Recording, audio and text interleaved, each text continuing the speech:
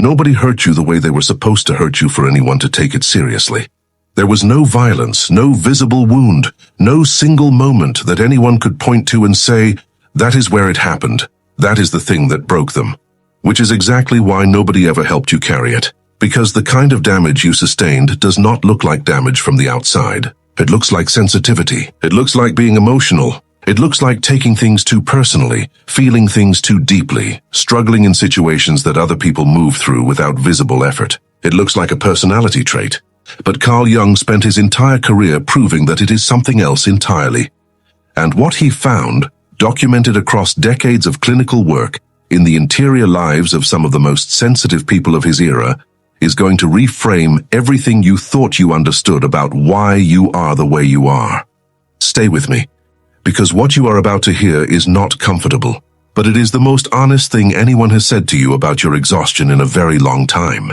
Carl Jung said that until you make the unconscious conscious, it will direct your life and you will call it fate. For empaths, this is not a philosophical statement. It is a precise clinical description of what has been happening to you. Beneath the surface of your functioning life, beneath the showing up and the giving and the managing and the holding together, beneath the version of yourself that the world sees and calls fine, something has been accumulating for years, possibly decades, and it has been doing damage in direct proportion to how invisible it has remained. You see, most people think trauma requires a catastrophic event, a specific moment, a clear perpetrator, an obvious wound that leaves an obvious scar.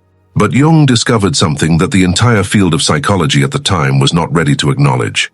He called it cumulative psychic wounding, the slow, relentless, completely invisible accumulation of emotional weight that the psyche absorbs over years without ever being given the conditions to release it. And nowhere does this process do more damage than in the nervous system of someone who was born feeling everything. Let me tell you how it started for you, not how you would describe it, how it actually happened. You were young, too young to have language for what you were experiencing, too young to understand that what was moving through you was not always yours, but you felt it. Your mother's anxiety before she spoke a word, the specific quality of silence in your home when something was wrong that no one was naming, the tension between adults that was never discussed, but was completely present to your nervous system in every room you walked into. You absorbed all of it, not by choice. Not because you were weak or overly sensitive or constitutionally incapable of handling normal life, but because you were born with a nervous system that receives emotional frequencies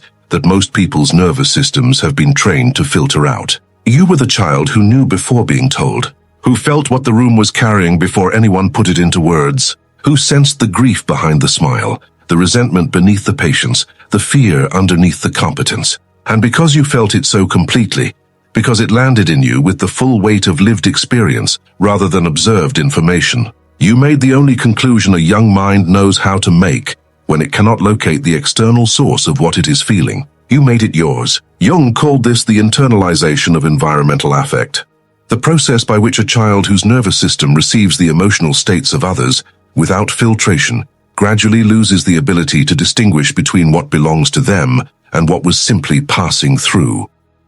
And that loss of distinction is where the wound begins, not in a single moment, in a pattern, repeated thousands of times across the years of development, until the weight of every room, every relationship, every unspoken thing that was never yours to carry has been integrated so thoroughly into your sense of self that you no longer experience it as a burden. You experience it as who you are, but here is where it gets dangerous. And here is where Jung's research reveals something that most people in the field were not willing to say. The child who absorbs what was never theirs does not receive acknowledgement for what they are carrying, because from the outside nothing is happening. The empath child is not in crisis. They are not acting out. They are not visibly struggling in the ways that generate adult concern and intervention. They are functioning, quietly, efficiently, often being praised for their maturity. Called an old soul, called so perceptive, called so sensitive in a tone that means difficult rather than extraordinary, and in the absence of acknowledgement. In the specific silence of a world that does not see what they are carrying. The empath child learns the most destructive lesson their nervous system will ever absorb. Their pain does not count. Not because anyone said it, because no one saw it. And unseen pain becomes secret pain. And secret pain becomes shame. And shame goes underground, into the unconscious, into the shadow. into the vast, unexamined interior where Jung discovered everything the psyche could not afford to bring into the light.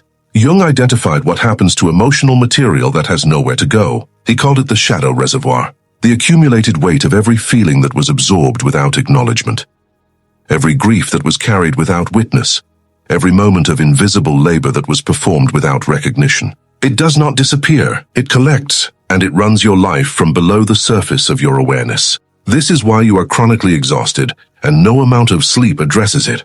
This is why you feel a sadness you cannot trace to a specific source. This is why certain situations produce a reaction in you that feels disproportionate to what just happened, but is perfectly proportionate to everything that has been building beneath it for years. This is why the people around you can look at your life from the outside and see someone who should be fine, and you can look at that same life from the inside and feel a heaviness that has no name and no obvious justification. The justification is not obvious, but it is real, and it has been real for a very long time. Jung observed something in his most sensitive patients that I need you to hear clearly.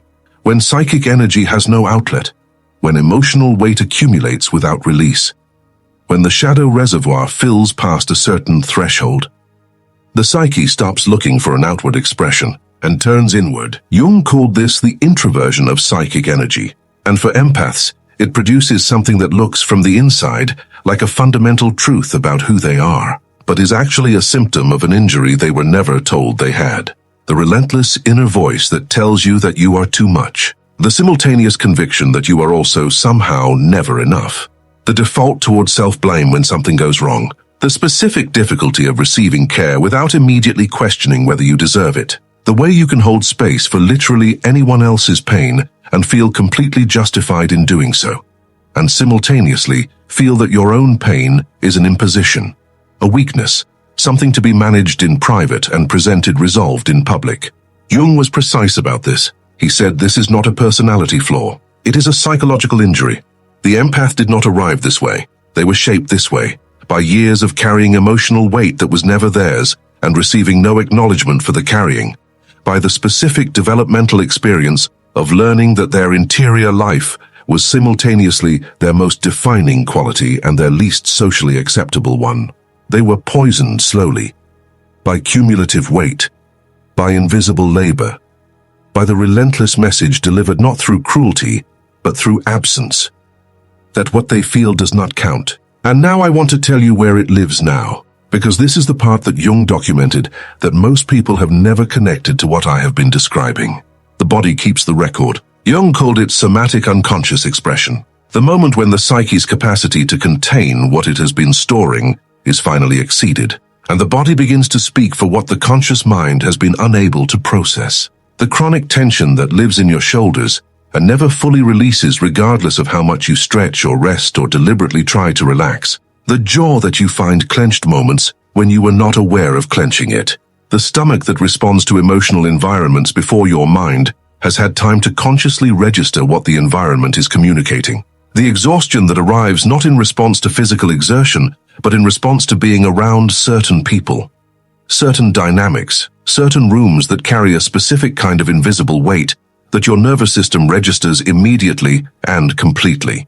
The immune system that periodically collapses in ways that your doctors can treat but never fully explain. These are not coincidences. They are not evidence of a body that is simply prone to illness or difficulty. They are the accumulated discharge of a psyche that has been storing too much for too long in a container that was never designed to hold it permanently. The body is not attacking you. It is trying to release what the mind has been unable to acknowledge. And until that connection is made, until the link between what you have been carrying psychologically and what your body has been expressing physically is recognized and addressed at the root, no surface-level intervention will reach what is actually wrong. But here is where the darkness turns, and this is what Jung considered the most significant discovery of his entire career. He said that the wound is where the light enters, and for the empath, this is not poetry. It is a precise description of the mechanism through which everything changes. Jung discovered that the very capacity that created the injury, the extraordinary sensitivity, the ability to feel what others cannot feel, the nervous system that receives emotional frequencies that most people's nervous systems screen out. This is also the mechanism of healing. but only when it is redirected, only when the empath stops pointing that extraordinary sensitivity exclusively outward and begins to turn it with the same completeness and the same depth and the same patient, sustained attention inward, toward their own buried grief, toward the weight they have been carrying since before they had language for it, toward every feeling that was absorbed without acknowledgement and stored in the shadow reservoir of the unconscious, and says out loud, for the first time, in the full presence of their own awareness, "This matters. My pain is real. What I carried was not nothing. What I survived without anyone seeing it deserves to be witnessed, even if the only one witnessing it is me." Jung called this the return of feeling to the self, and he said it is the single most transformative act an empath can perform. Not healing others, not absorbing the world, not continuing the invisible labor that created the wound in the first place, sitting with their own pain, with the same quality of compassionate presence they have always extended so freely, to everyone except themselves. What happens when this shift occurs is something Jung documented with care. The exhaustion does not disappear overnight, but it begins to change its nature. It stops being the exhaustion of carrying what was never yours, and starts being the tiredness of someone who is doing something genuinely hard. Real interior work, conscious and deliberate, with the full weight of everything that has been living in the shadow reservoir finally being brought into the light, where it can be seen and processed and released. The unexplained sadness begins to find its source, not in the present, often in something much older, in the child who felt their mother's anxiety and had no framework for why it was in their body, in the teenager who absorbed the emotional atmosphere of their household and called it their personality, in the young adult who entered relationship after relationship, carrying a weight they had never questioned because they had always carried it and had never been told they were allowed to put it down. Jung called the process of bringing all of this into conscious awareness individuation, and he said that when it happens, when the hidden becomes visible and the unfelt becomes felt, and the unwitnessed finally receives the witness it has always deserved, the empath does not become less sensitive. They become accurately sensitive. They feel what is genuinely theirs and release what was always someone else's. They stop carrying the emotional weight of every room they walk into as though it belongs to them. They stop confusing other people's emergencies with their own obligations. They stop living from the accumulated residue of decades of invisible absorption and start living from the actual present moment, from what is genuinely happening in their actual life, in their actual body, in the real and specific interior world of a person who finally knows the difference between their own pain and the pain they were trained to carry on everyone else's behalf. The hidden trauma most empaths carry in silence is not a single event. It is not something anyone did to them deliberately. It is not something they chose or invited or could have prevented. It is a lifetime of feeling everything and being seen by no one. It is the specific injury of a nervous system that gave and absorbed and was never once told that what it was doing had a cost, that the cost was real, that the cost had been accumulating, that the cost deserved to be acknowledged, not by the world, by themselves. First, before anything else, before any other act of healing can reach what actually needs to be healed. Jung's greatest insight was not a complex psychological framework. It was a simple and devastating observation.